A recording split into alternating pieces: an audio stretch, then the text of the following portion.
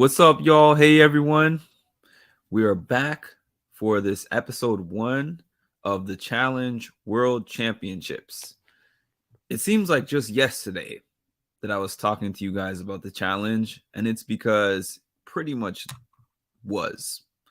Last week, the reunion part 2 of Ride or Dies just ended. There was no break in between. We jumped right into the World Championships. I know a lot of people are like, I love the challenge, so I don't need a break. Me, I like having a break between shows, especially because it's an investment. And now it's an even bigger investment for me now that I do recaps. But at the same time, I'd rather have a full plate than an empty one. And there was weeks and months where I had nothing to talk about. So I'm not going to complain about having too many shows to cover. So we're going to dive right into this. For me, the Challenge World Championships instantly has the feel of a whole different show. It's like a combination of like Challenge USA, probably the other international versions of the challenge, the main state challenge, and some champs versus pros and stuff like that. But I guess that's an okay thing because we just don't know what to expect. It's still early. So I don't know exactly what's going to happen. I will be honest with you guys. I've said this. I did not have the bandwidth to cover the other shows. I didn't watch Argentina, UK, or Australia. So this is almost like a fresh meat season for me, with the exception of the returning legends. So let's start right there. There's a lot going on in this episode. It was a long episode, and I will cover as much of it as I can. It started off with a 4 co-host look, which brought the co-hosts from the other series. At first glance, I wasn't the biggest fan of that, but I guess it kind of makes sense based on the fact that we're making this international competition. So they brought the other 3 hosts in addition to TJ, but it looks like they let TJ take the lead, as they should, because TJ's the guy who's been doing this for the longest number of years. So they said, we have the MVPs, the global MVPs. So they brought people from Australia, UK, and Argentina, and also the Challenge USA. Everyone met each other. And then TJ makes the announcement that the legends are coming into the game. So we see all of our challenge mainstays, which is cool. And then the challenge mainstays, which are called the legends in this game, got to sit out the first challenge. They didn't have to do the first challenge, which I know they were happy about. It starts right off the bat. You guys remember my complaint about the final last season for Ride or Dies, the eating challenges. I said, no more eating challenges, please. So what do? They start these challengers, these MVPs, out with an eating challenge. Eat your heart out. We instantly get like a montage of all these challengers eating and throwing up. And it's funny because TJ was laughing and some of the other hosts were like, this is hard to watch. This smells. This is disgusting. I feel like production watched all the fan complaints and was like, hey, y'all, we're going to start you out with this because of how much you don't like it. We will never get rid of those eating challenges. It doesn't matter what happens. We are just going to have to bear with those eating challenges forever, I guess. I'm off that. So Ben is doing pretty good. He starts out in first. He starts to lose the lead. They have something called, they had this thing where they had to hit a tire with a sledgehammer. I've done something like that before, but this tire seemed very heavy. And some of them were saying it's probably their body weight in that tire. Then they had this thing where they had to roll themselves on a cement cylinder. And Troy, who was the winner of Australian Ninja Warrior, came up with the strategy, of crawling on his knees while he was doing it. Ben, for some reason, thought he was going to walk on the cylinder. I don't know what he was thinking with that. They had something called Wait For It, where they had to organize these blocks that were weighted, and then they had to push up some cylinder. Anyways, Grant wins. Ben comes in second. And on the other side, Zara wins. Tristan and Claudia lose and are automatically placed in the elimination. So TJ makes the announcement that the legends and the MVPs are going to compete in pairs. So at this point, we pretty much know that the legends are going to pick, the MVPs are going to pick which legends that they want to partner with. And it's probably going to be in the order of when they finish this first challenge. So we get into the house. Bananas holds a toast. You know, it's Bananas. Everybody is kind of like, he's the man. He's the one who's done the most seasons. He's the vet. He's the old guy. So he's always the guy who's going to be toasting to a new season. And everybody's excited and they're popping champagne. And all the vets know that this is the fun part. And then the politicking begins. Then we go to my guy, Wes. They always give Wes these hilarious edits, man. So first they showed Wes politicking, and he was speaking a little bit of Spanish. Then it showed him in the diary room, and he was just running off his accolades. I'm the smartest. I have the most endurance. I have the best politic game, this and this. And then it just fast forwarded and made it look like Wes was just in that room spending hours talking about himself, which he probably was. But of course, I'm sure it was prompted and they did a funny Wes edit. Nelly, our guy Nelly T, he was in there giving Emily a pep talk about the game. You showed heart. Heart is what makes champions. Like, Nelly is always good for one of those speeches. It shows Grant. Grant is interested in having Janae as a partner. It's just showing all these people that are potentially wanting to be partners with each other at this point.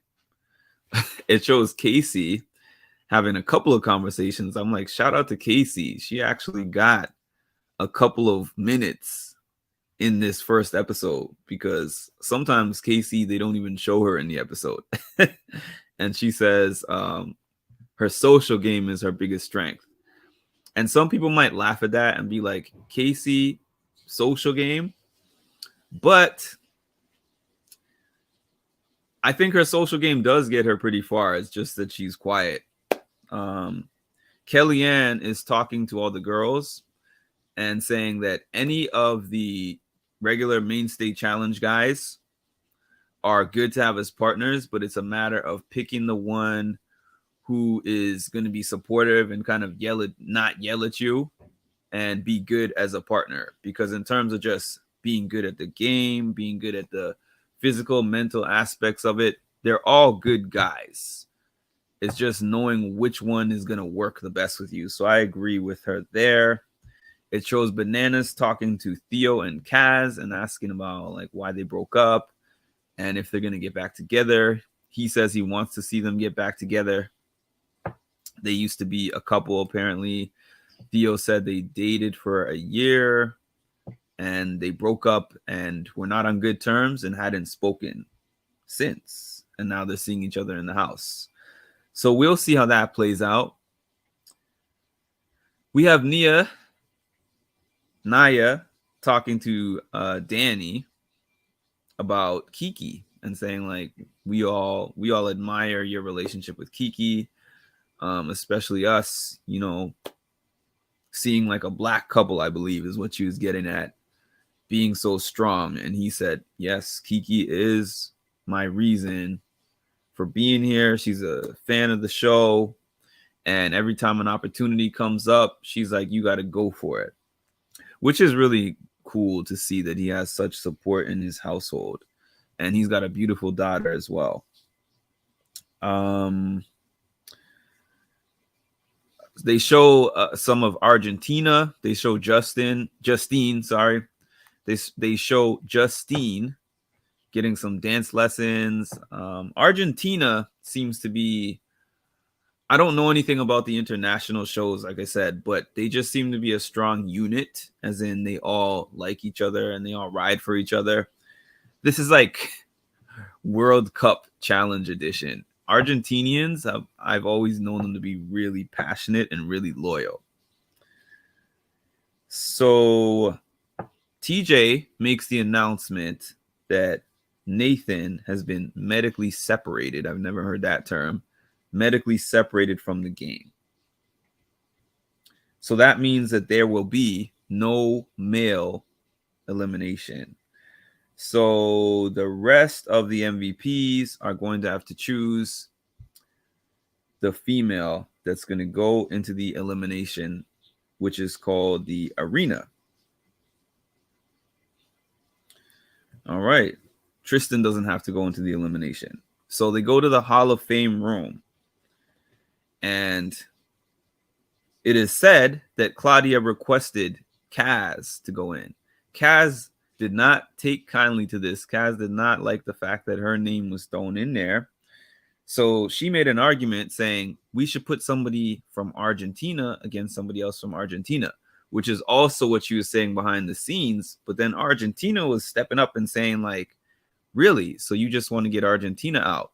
But she was trying to say, no, it's like a numbers game. So we need to weaken teams by country. And so far, it doesn't seem like anyone else in the game is willing to play that way. Sarah, I got to say, so far for the MVPs has been the mastermind, because she's the one who came up with the plan of Kaz and Kiki.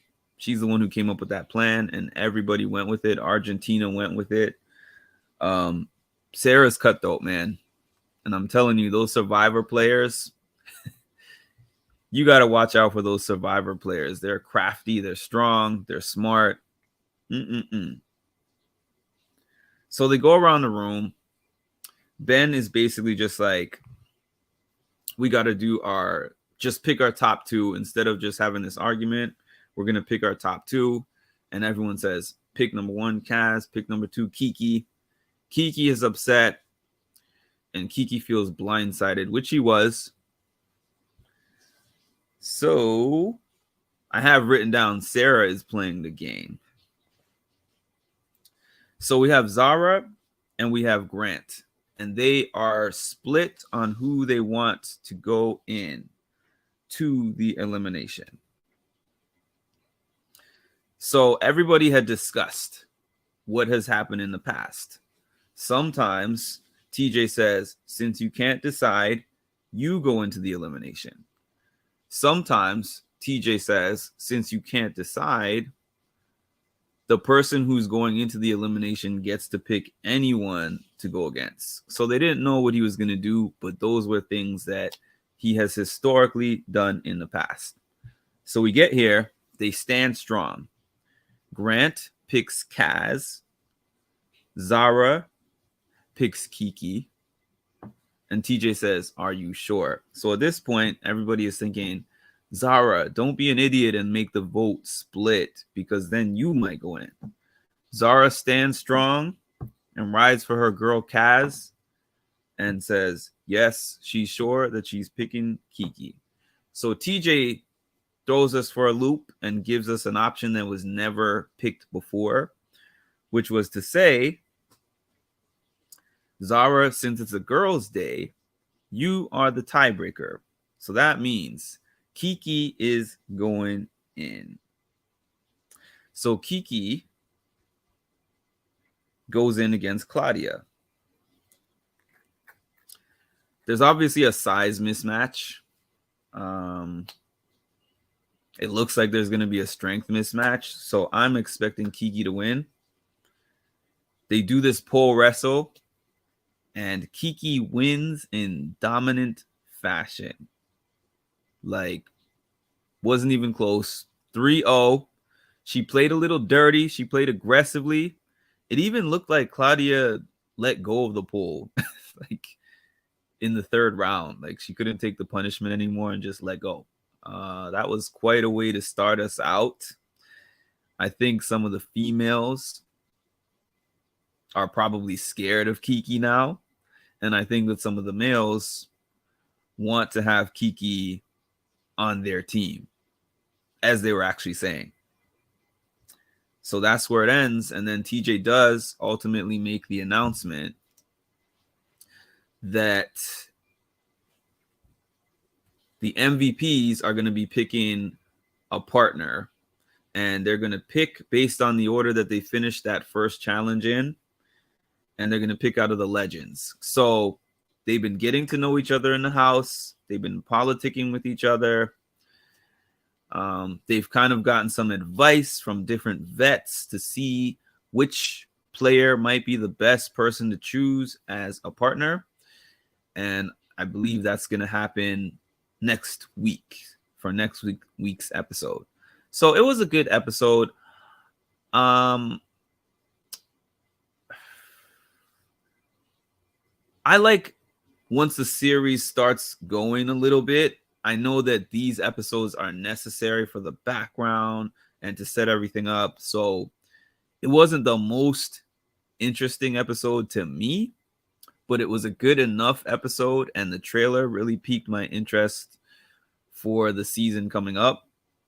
I believe the challenge will really start once we start seeing those vets in the competitions. And then we're going to see all the different dynamics. We're going to see the fights. We're going to see the strategies. We're going to see the newer international players that want to prove themselves and prove how strong they are and who they are. And I do look forward to seeing the rest of the season and to see how everything plays out. So thank y'all for tuning in. Please make sure to like, comment, subscribe to the channel. Subscribe to this channel, Mindful Reality. That's Mindful Reality, TEA instead of TY. Mindful Reality, like the teacup. Thanks for tuning in as always.